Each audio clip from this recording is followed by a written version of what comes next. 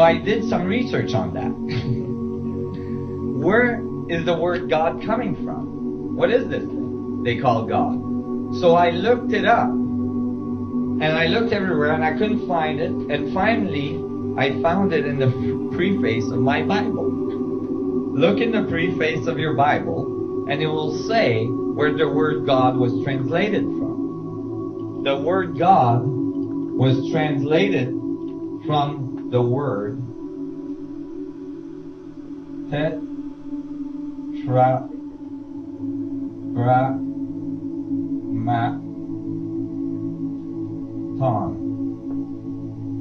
Tetragrammaton. Oh my God. That freaked me out. Oh my Tetragrammaton, yes. That freaked me out.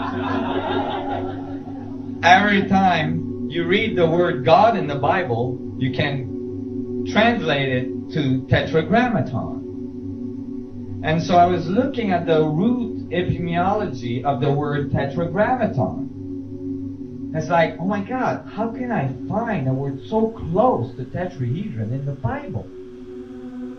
And I looked at the etymology, and it turns out that tetra, which is four, right, was used for, and grammaton has a root word that can be grammar. So four grammar or four letters are thought to be Yahweh, the four letters of God. Yeah, Peter Wilson. However, when you dig a little deeper in the etymology of the word grammaton, it has actually a deeper root. And that root is for tetra, tetra, which is tetrahedron. Grammaton comes from the word gram or gravity. Weight, it refers to weight, gram, and the effect of gravity. And that's where the word gravity came from, grammaton.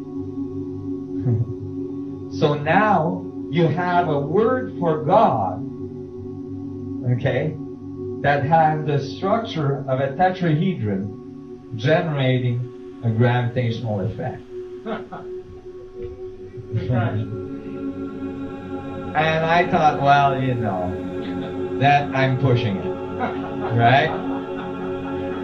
I'm sure, this is kind of wow. But hey, then I look up what the heck is the tetragrammaton in Kabbalistic tradition. And I found that it is an isotropic vector metric into. Here is typically in Kabbalistic tradition the way God is represented. It's represented as isotropic vector metric. Remember, 4 faces, 3, 2, 1. It's like one face of the isotropic vector metric. And each letters of the word God has a number that goes with it. In Kabbalistic tradition, that's very important. Now you got to realize that the Kabbalistic tradition are the oral tradition of the Druidic history.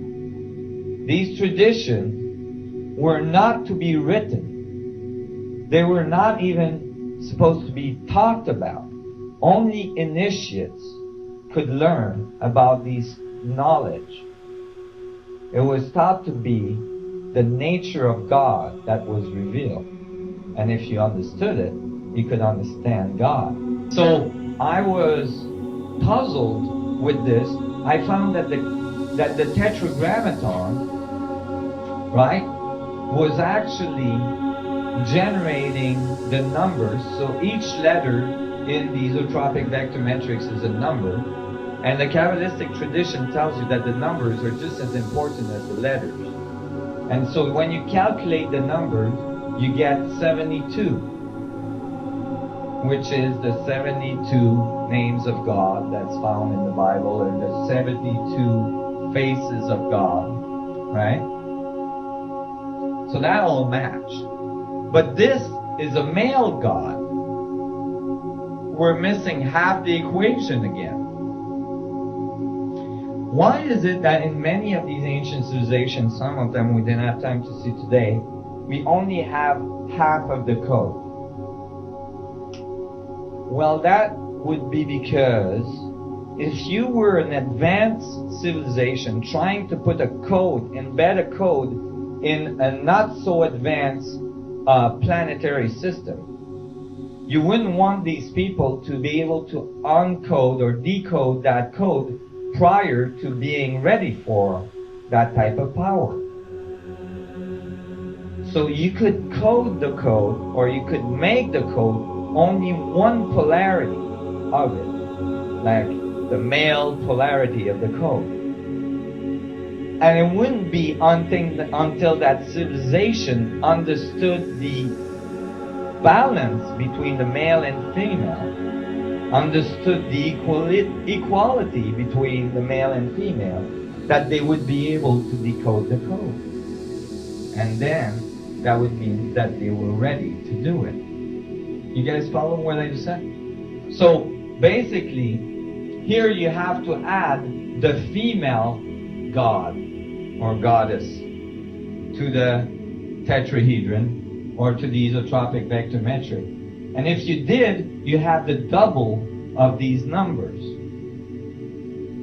And the result would be 72 plus 72, given 144, which is thought to be the number of ascension in the in Revelation. As well, in Revelation it says that the New Jerusalem is a crystal city with rainbows all around it,